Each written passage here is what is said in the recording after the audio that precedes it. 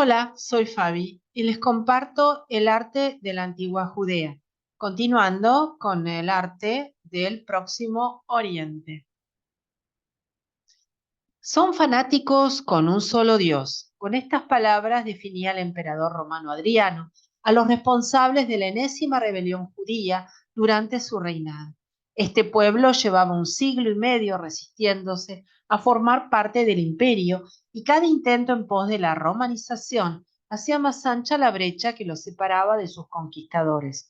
Incluso Adriano, hombre viajero y abierto a las diferentes culturas del imperio, especialmente a la helenística, fue incapaz de comprender la judía, tan opuesta a la romana, que el conflicto estaba servido desde el momento en que entraron en contacto. Como los otros emperadores que le habían precedido, optó por suprimir cualquier disidencia a golpe de legiones. El arte judío se define como toda creación que responde a los propósitos rituales o litúrgicos del pueblo hebreo, así como también toda artesanía u obra de arte llevada a cabo por artistas que son conscientes o de un modo u otro exploran e indagan a través de su quehacer sus raíces, su identidad judía o bien afirman su pertenencia al pueblo de Israel. El término arte judío posee particular resonancia en lo que respecta a todas aquellas obras realizadas por o para el pueblo hebreo desde la antigüedad hasta fin del siglo XVIII. Y en este mapa podemos ver a la antigua Judea y sus divisiones. Lindando en el norte con el imperio asirio, tenemos el reino arameo de Damasco, más abajo el reino de Amón, del lado del Mediterráneo el reino de Israel, lindando también con los estados fenicios, más abajo el reino de Judá, el reino de Moab, el reino de Edom y los estados filisteos también en la costa. A la derecha abajo podemos ver las tribus nabateas y a la izquierda las tribus árabes. La división de las tribus, aquí todas las tribus que van formando este mundo de la antigua Judea.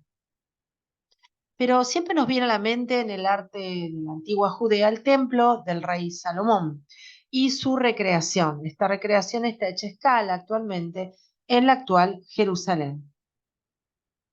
El templo de Salomón, también conocido como el primer templo según la narración bíblica, fue un templo de Jerusalén construido bajo el reinado de Salomón y terminado en el año 957 a.C.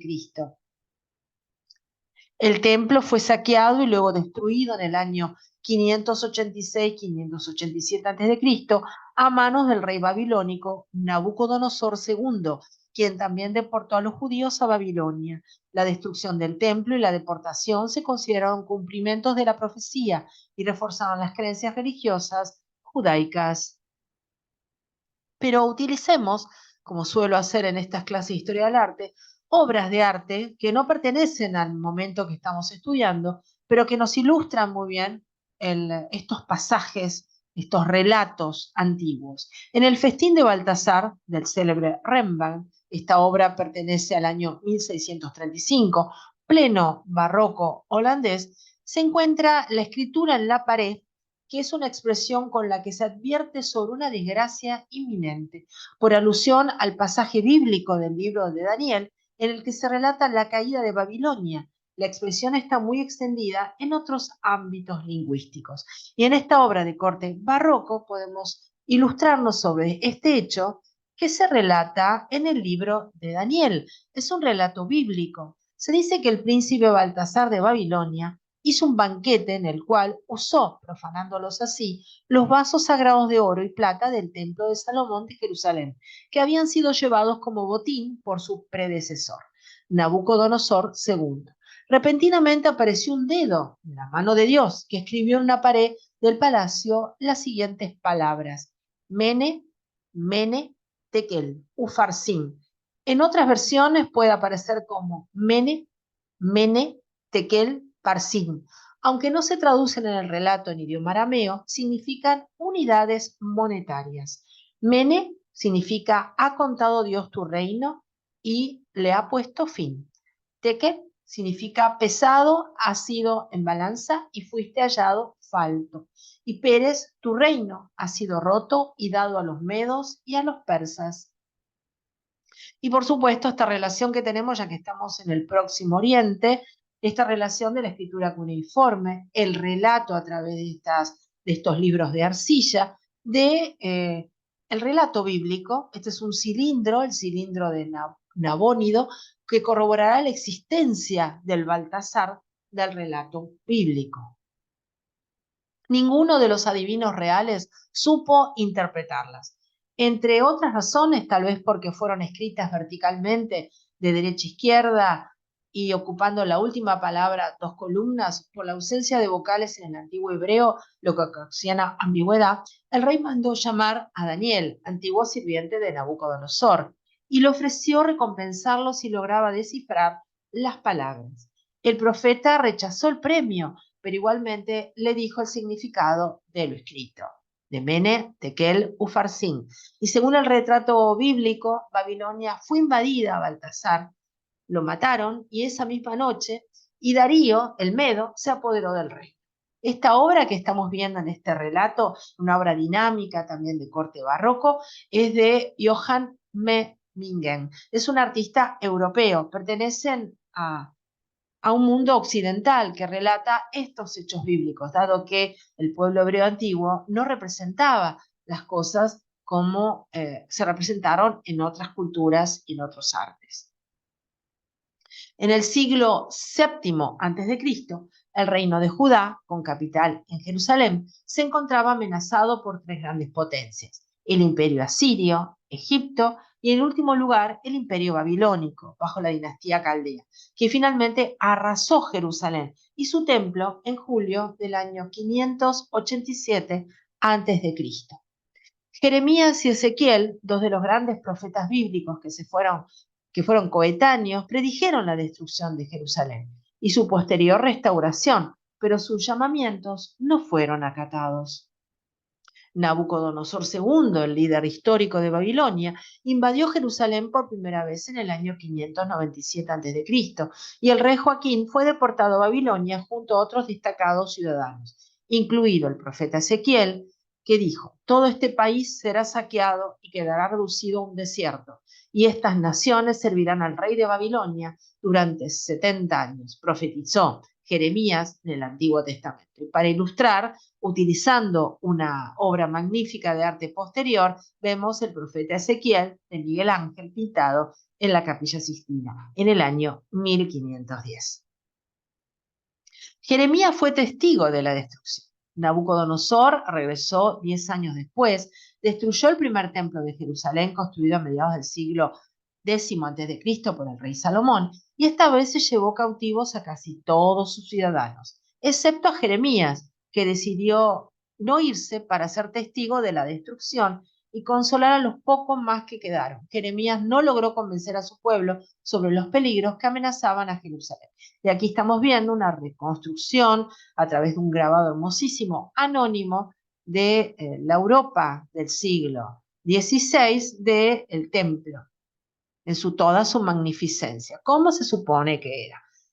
Fue incendiada y quedó reducida a cenizas, pero según las Sagradas Escrituras, su profecía se cumplió y los deportados comenzaron a regresar a la antigua capital en el 538 a.C., bajo el rey persa Ciro II el Grande, casi 70 años después del primer sometimiento de la capital por parte de los babilonios en el año 605 a.C. Su segundo templo fue reconstruido en el año 535 a.C. y fue nuevamente arrasado en el siglo I después de Cristo durante el Imperio Romano. Y ahí sí, definitivamente, no se vuelve a reconstruir hasta la actualidad, que se ha hecho en escala en la ciudad de Jerusalén, y ahora lo vamos a visitar. Esta otra vez una obra artística occidental para ilustrar esta deportación tremenda que sufrió en los tiempos pasados el pueblo hebreo. Volviendo al templo del rey Salomón y esta infografía que lo muestra en todo su esplendor, suponiendo, como era según los pocos restos que nos quedan, un sistema de intelado, no utilizaron bóveda, igual que utilizaban los egipcios, por ejemplo, o los persas, o más adelante vamos a ver el tema de los griegos, o los micénicos, o o los cretenses, un sistema simple, sencillo de adintelamiento, con ventanas muy angostas, tipo rajas, y columnas a modo de pórtico en la entrada para darle importancia al acceso. Esta es una reconstrucción computarizada del Templo de Salomón. Recuerden que fue destruido por Nabucodonosor en el 586 a.C. aproximadamente, y siempre se lo asocia con estos dorados, destacando elementos arquitectónicos claves, como columnas. Tampoco se sabe bien cómo eran las columnas, se las supone, y no eran precisamente lo que llamamos columnas salomónicas. Los que me siguen en Historia del Mueble saben cuál es, y también en el arte colonial. Pero bueno, no se sabe bien por qué se le llama columna salomónica, pero no son las columnas que tenía los templos originales de Judea.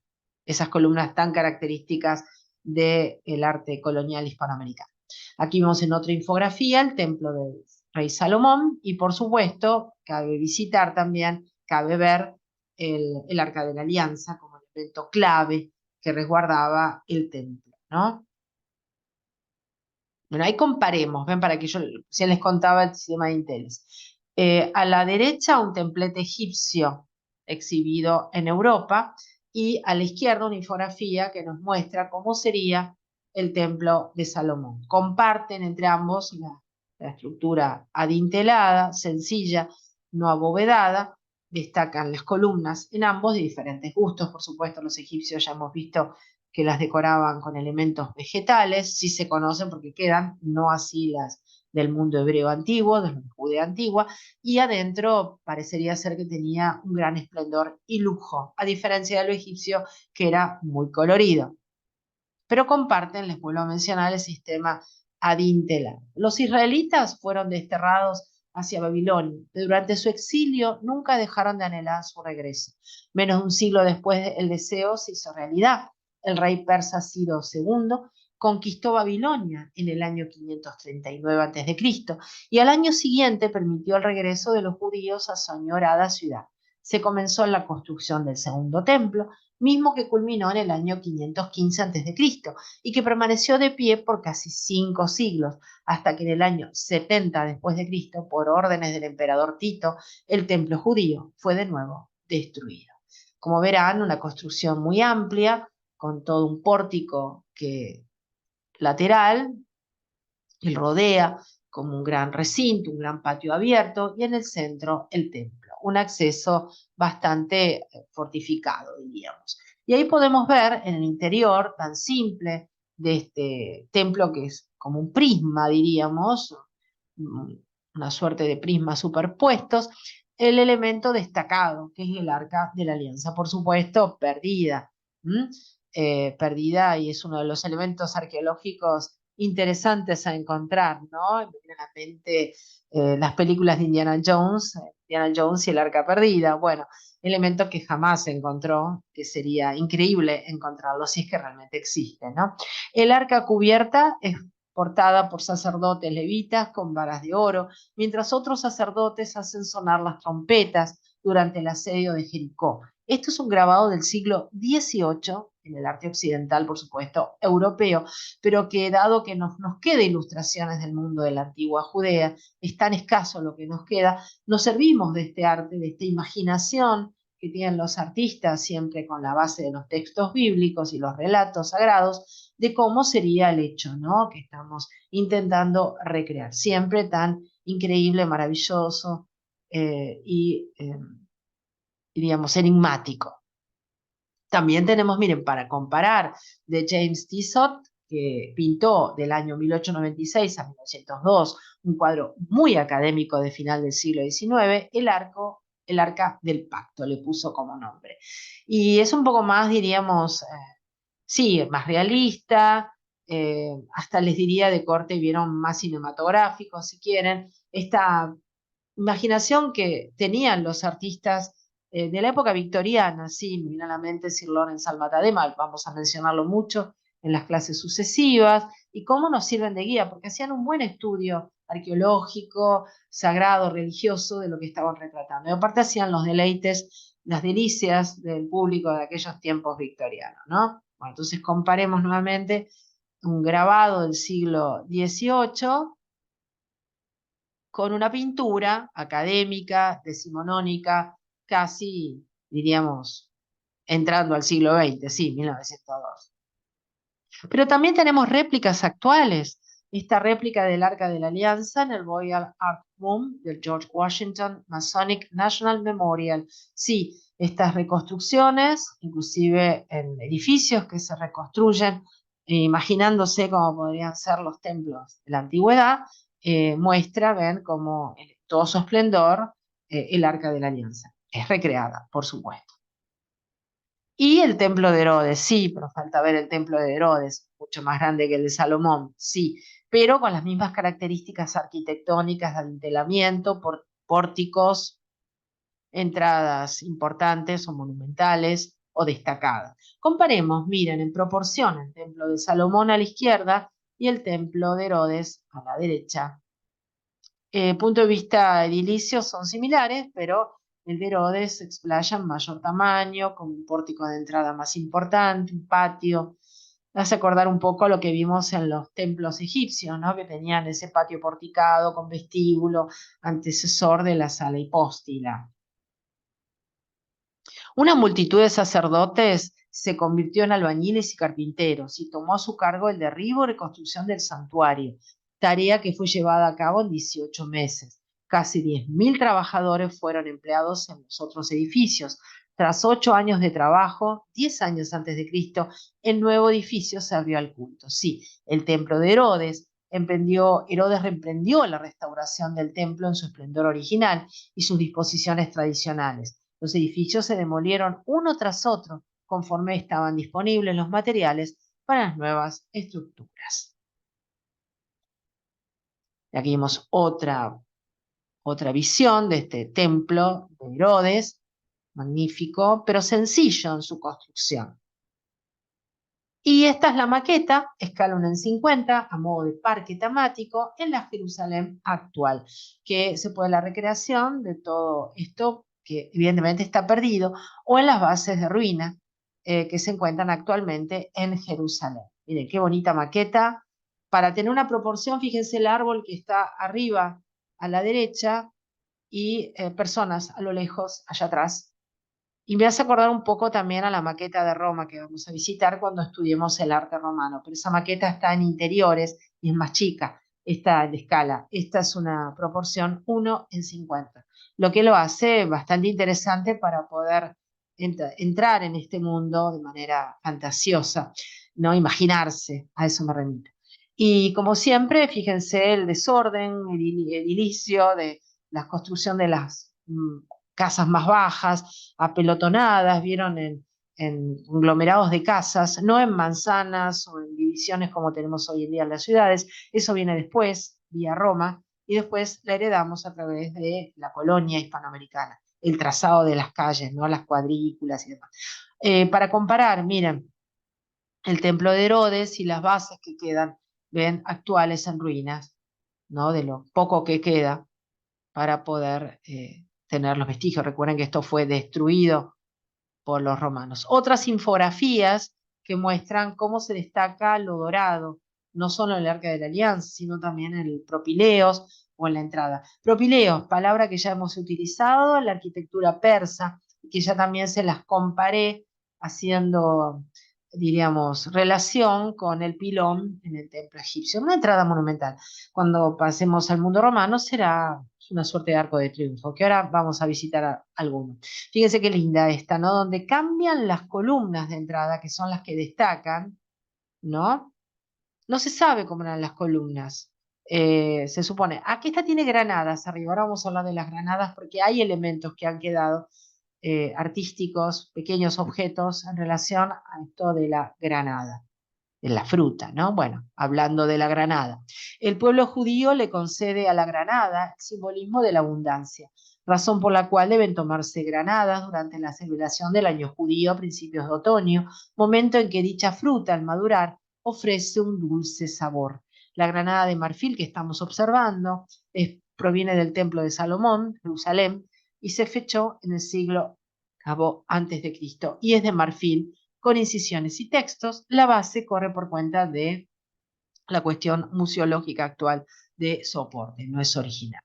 También tenemos otro elemento de los pocos elementos que nos han quedado artesanales artísticos, un joyeno pectoral del sumo sacerdote de los hebreos, con una docena de piedras preciosas simbolizando las 12 tribus de Israel. Bueno, ahí se lo ve al sacerdote con sus atuendos característicos y pectoral. Los pectorales eran muy queridos en la antigüedad, ya hemos visto pectorales también en el antiguo Egipto. Eran maestros de la joyería los antiguos.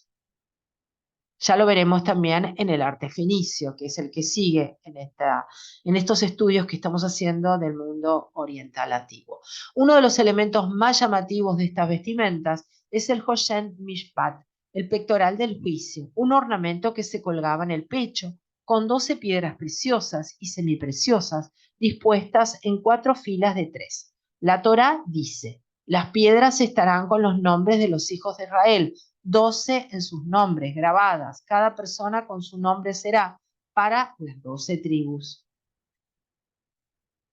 Ahí se lo ve en una infografía al sacerdote en aquellos tiempos, con su vestimenta, y este artículo de joyería debería ser bastante incómodo llevarlo, pero bueno, era parte de todo el ajuar que debía tener con estas hermosas piedras de colores que representan a las 12 tribus. Pero también hay arte que se desarrolla bajo los lineamientos de otros artes. En el caso de esta cubierta de sarcófago con retrato de hebreo, es anónimo, pertenece al antiguo Egipto, aproximadamente 664 a 332 a.C. Está hecho en terracota, se encuentra en el Museo de Brooklyn, en Nueva York. Sí, es la época tolemaica en Egipto, la época de influencia griega. Aquí podemos ver cómo los hebreos que vivían en Egipto tomaban un poco estas características egipcias tan notorias de colocar siempre la figura del difunto sobre el sarcófago. Y ellos lo hacen a su manera también. Hay una especie, diríamos, de sincretismo o de adaptación de un arte con el otro. Sumo sacerdote Aarón en el tabernáculo. Este es un grabado de Karl Polat Schopperhausen del año 1885. También fin del siglo XIX, arte académico, de los que encantaban aquellos tiempos victorianos este tipo de arte recreando la antigüedad, así que no lo supongan como arte de la judía antigua, no, simplemente es para ilustrar cómo sería parte de todo lo que se veía en un interior de aquellos tiempos, ya que no nos ha quedado casi nada. Quiero aclarar que tabernáculo, tanto en religión católica como en la religión hebrea, significan lo siguiente. La religión católica es un sagrario donde se guarda el pan consagrado en la Eucaristía. Y para el pueblo judío, el pueblo antiguo aquí hebreo, tienda en que habitaban los antiguos hebreos. Es una tienda, una suerte de, de carpa, diríamos. También encontramos algunos objetos, estamos siempre hablando del arte antiguo, el arte antiguo de la antigua Judea. Antiguo shekel de plata de Israel, con cáliz de Kirush y 3 granadas simbólicas de Judea, Samaria y Galilea, forjado en el segundo año de la Primera Guerra. Sí, son monedas, monedas acuñadas a mano. Y por supuesto, esto sí es muy evocador como elemento artístico, como artefacto artístico que integra parte del culto. Menorá, inspirada por la antigua del Templo de Jerusalén. Sí, tuvo que ser inspirada porque los romanos destruyeron todo y se saquearon. Y a través, miren cómo se recreó esta menorá, y hoy en día se sabe cómo era, porque no solo han quedado, vieron, esta incisión sobre calcario del siglo I a.C., que representa una menorá que se encuentra actualmente en el Museo de Israel, en Jerusalén. Quiero aclarar, fíjense, que tiene la parte de las piedras es lo que ha quedado, y el resto, según la reconstrucción que se hace hoy en día artística y arqueológica, se hace la continuación, dibujada actualmente, incisa, pero no se toca lo original. Es simplemente para completar el, el, el objeto arqueológico, respetando, como se hace hoy en día, todas las pautas de conservación, pero así podemos verla completa, ¿no? Como sería su esplendor. Ya lo hemos visto, vieron con los muros de Babilonia, los azulejos que eran los originales y los que eran nuevos, ¿no? Cómo se destacan para que el público sepa qué es lo original y qué es lo nuevo. Y bueno, nos vamos un poco a la Roma que causó la destrucción del templo, al arco de Tito, donde en este relato narrativo de los romanos se puede ver y a través de este relato escultórico se pudo recrear.